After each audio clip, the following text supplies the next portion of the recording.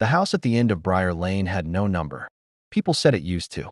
Said there was once a brass 17 nailed to the door. But one day it just vanished. Not stolen.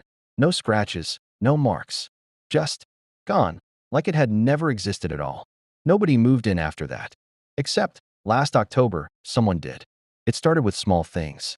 Lights turning on in rooms no one had entered. A kettle that boiled itself at 3:13 p.m. Footsteps.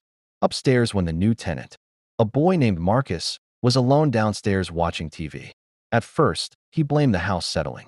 Old pipes. Wind. Then he started noticing the silence. Not normal silence. This was heavier. Like the house was listening. On the seventh night, Marcus woke up to the sound of knocking. Not on the front door. Inside the walls.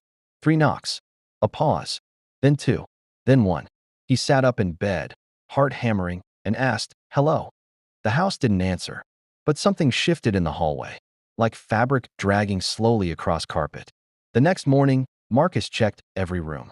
Nothing out of place. No signs of entry. No damage. Except his mirror. Someone, or something, had written on it. In fogged glass, pressed from the inside. Don't count the knocks. He tried to leave that day, but when he opened the front door, it didn't lead to Briar Lane. It led back into the house. Same hallway. Same smell of old wood and dust. Same clock ticking at 3:13. He slammed the door shut and backed away. Then he noticed something worse. The house had gained a room. He didn't sleep after that. He just sat in the living room, watching the hallway, waiting for something to happen so he could prove it was real. At 3:13 a.m., it did. The walls began to breathe. Slowly at first, subtle expansion, like lungs filling. Then deeper, stronger. The lights flickered in rhythm, like blinking eyes.